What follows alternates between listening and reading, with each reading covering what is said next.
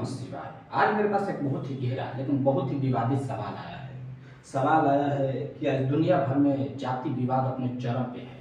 हर इंसान अपने जाति का दुहाई दिए चले जा रहा कि मेरा जाति महान है तो मेरा जाति महान है।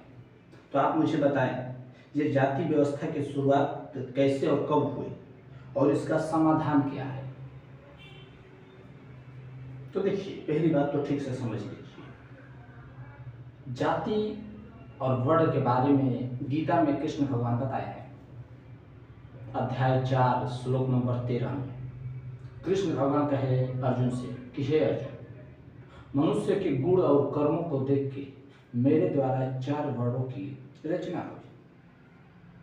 अर्थात कृष्ण भगवान मनुष्य के गुण में क्या हो जाता है, उसकी स्वभाव, उसका मानसिक दिशा, वो किस दिशा में आगे बढ़ रहा, और कर्म क्या करता है, इन दोनों को देख के, गुण और कर्मों को देख के मेरे द्वारा 4 वर्णों की रचना हुई। कृष्ण भगवान कह रहे हैं, अध्याय 4 श्लोक नंबर 13 में ये बात आती है गीता में।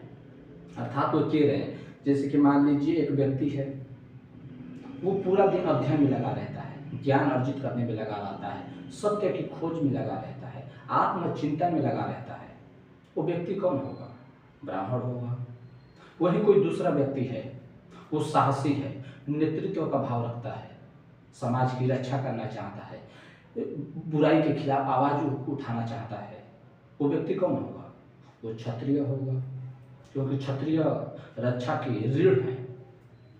वही कोई तीसरा व्यक्ति है, वो व्यापार करना चाहता है, धन को कहीं ना कहीं से सृजन का माध्यम बना लेता है कि कैसे धन आते हैं, धन के कमाने के उपाय वो ढूंढ लेता है, तरीके ढूंढ लेता है। वो व्यक्ति कौन होगा? वो वैश्य होगा। वही कोई चौथा व्यक्ति है, उसको समाज सेवा में मन लगता है, कोई गौ का सेवा करता है, कोई समाज का सेवा करता है, कोई वृद्धों का सेवा करता है, कोई वृद्धाश्रम में पहुंच के बच्चों को और बूढ़ों का सेवा करता है, अनाथालय में पहुंच जाते हैं सेवा करने, कोई किसानी करके समाज का सेवा करता है। ये व्यक्ति कौन होगा? इसी को शूद्र कहा गया है, अर्थात सेवक। लेकिन हम जो मानते हैं और जो कृष्ण भगवान कह रहे हैं, उसमें बुनियादी फर्क है। कृष्ण भगवान कह रहे हैं कि व्यक्ति के गुण और कर्म से, लेकिन हम मानते हैं जन्म से, और यहीं से विवाद पैदा हुई। जरा सोचिए, एक व्यक्ति है ब्राह्मण, उसमें वास्तव में ब्राह्मण के गुण है, अध्ययन में मन लगता है, ज्ञान में मन लगता है, आत्मचिंतन में मन लगता है, सत्य में, परमात्मा में मन लगता है, वो व्यक्ति ब्राह्मण है, बिल्कुल स्वाभाविक सी बात है। वही उसका बेटा है, उसका बेटा शराब के नशे में धुत रहता है, जुआ खेलता है, गांजा पीता है, भांग खाता है, उसका ज्ञान से कुछ लेना देना नहीं है, किताब और उसका 36 का आंकड़ा है, कहीं भी किताब और उसका जोड़ नहीं बैठता, ज्ञान में तो उसका रुचि ही नहीं है। तो क्या वो व्यक्ति ब्राह्मण कहलाने के काबिल है? नहीं, क्योंकि जन्म से कैसे तय करेंगे? कोई व्यक्ति डॉक्टर है तो जरूरी है उसका जो बेटा होगा वो भी डॉक्टर होगा? नहीं, बिल्कुल जरूरी नहीं है। कोई आदमी पायलट है, जहाज उड़ाता है, तो उसका बेटा जो होगा वो भी पायलट होगा? कोई जरूरी है? नहीं है। लेकिन हम यहाँ पे मान लेते हैं कि ब्राह्मण का बेटा ब्राह्मण होगा, क्षत्रिय का बेटा क्षत्रिय, और शूद्र का बेटा शूद्र होगा। ये बात कहीं से जमती नहीं, ये गणित कहीं पे फिट ही नहीं होता, लेकिन हम जबरदस्ती फिट करते हैं। क्यों? क्योंकि ये बातें हमारी बुनियाद में इतनी गहराई से बैठा दी गई है, पीढ़ी दर पीढ़ी, कि हम इसके खिलाफ आवाज भी नहीं उठाना चाहते। और आज के समय में ये बातें इतनी सघन रूप से समाज में फैली हुई है और इतनी गहराई से बैठी हुई है, जब इसे उखाड़ फेंकना भी नामुमकिन लगता है, असंभव सा लगता है। क्योंकि हर व्यक्ति के पास पहुंचना, उनको बताना, उनकी पीढ़ी दर पीढ़ी चेंज करना बहुत समस्याजनक लगता है। तो ऐसे में सवाल आता है कि हमें क्या करना चाहिए। तो देखिए, इसके बारे में स्वामी विवेकानंद की बहुत अच्छी बात कहे हैं। स्वामी विवेकानंद अपने एक किताब है उनका, द फ्यूचर ऑफ इंडिया, उसमें वो कहते हैं कि पहली बार जब जाति व्यवस्था बनी थी, जो बड़ व्यवस्था बनी थी, वो गुण और कर्मों से बनी थी और ये सामाजिक व्यवस्था का आधार था। लेकिन बाद में ये जन्म आधारित होकर विकृत हो गया। जब हम जन्म आधारित इसे मानने लगे, उसी समय से समस्या पैदा हो गई। बाबा साहेब अपने किताब में कहते हैं कि ये जाति व्यवस्था खत्म क्यों नहीं हो रही, इसके पीछे कुछ मुख्य कारण है। वो कारण क्या है? वो कह रहे हैं कि अगर एक आदमी सिंहासन पे बैठा हो और बाकी सब नीचे हो तो सब मिलकर उस राजा के प्रति आवाज उठा सकते हैं, लड़ सकते हैं।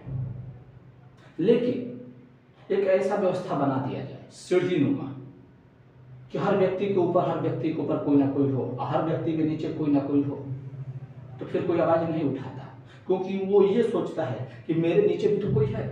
और जाति के यही सिस्टम है, सीढ़ी नुमा। हर जाति के नीचे कोई ना कोई छोटा जाति है, वो आवाज नहीं उठा रहा, क्योंकि वो सोचता है कि मैं जहाँ पे हूँ मेरे से भी नीचे लोग हैं, वो जहाँ पे है उससे भी नीचे लोग हैं। जाति के भीतर जाति, जाति के भीतर जाति, हर जाति से छोटे बड़े लोग हैं। इसीलिए कोई आवाज नहीं उठा रहा, क्योंकि कोई एक नंबर सिंहासन पे नहीं है। आपको लगता है कि ब्राह्मण एक नंबर सिंहासन पे है, नहीं, उससे नीचे क्षत्रिय है, लेकिन क्षत्रिय से नीचे भी है वैश्य है, वैश्य से नीचे भी है। और इन सब वर्णों के भीतर भी जाति के भीतर जाति है, और उसमें भी कई प्रकार की जातियां हैं। ब्राह्मण में मिश्रे हैं तो मिश्रा भी कई प्रकार के मिश्रा हैं। ये मत सोच लीजिए जो मिश्रा है वो सब मिश्रा ही होगा, नहीं, मिश्रा में भी ऊपर और नीचे मिश्रा है। एक दूसरे ढंग का मिश्रा है तो दूसरे तीसरे ढंग का मिश्रा है, दोनों का कहीं गणित मैच नहीं करता। और बस यही कारण है कि ये समस्या खत्म नहीं हो रही। इसका एक ही उपाय है कि जो हम जन्म आधारित कर रहे हैं उसको सिर्फ गुण और कर्मों पे बांट दें। व्यक्ति के पहले गुण को देखिए, उसके कर्मों को देखिए, उसके भीतर क्या स्वभाव है, क्या इच्छा है, उसकी मानसिक दिशा क्या है, वो किस दिशा में जाना चाहता है। उसके बाद उसका चयन करें कि वैश्य है कि शूद्र है कि क्षत्रिय है कि ब्राह्मण है। और यही बात कृष्ण भगवान कह रहे हैं कि व्यक्ति के गुण और कर्मों को देख के मेरे द्वारा 4 वर्णों की रचना हुई। लेकिन हम किसी की बात सुनते कहाँ हैं, हम तो अपनी ही धुन में लगे रहते हैं कि ना जन्म से। और बस यहीं से भ्रांति और ये विवाद पैदा हुआ जो आज इतना विशाल विराट रूप ले ली है।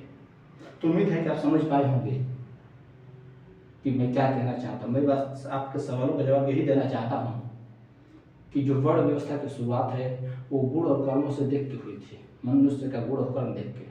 लेकिन बाद में ये जन्म आधारित बन गया और यहीं से विकृति पैदा हो गई, विवाद पैदा हो गया। और विवाद का कारण क्या है? क्योंकि हर इंसान अपने से नीचे किसी न किसी को रखना चाहता है, और ये जाति जो है ये वो है भी वैसा ही सीढ़ी नुमा। इसीलिए इसका समस्या का समाधान नहीं निकल रहा। ये बाबा साहेब का सिद्धांत है। बाबा साहेब इसके बारे में बताए थे कि हर इंसान के नीचे कोई ना कोई है, हर जाति के नीचे छोटी बड़ी जाति है, इसीलिए वो शांत है।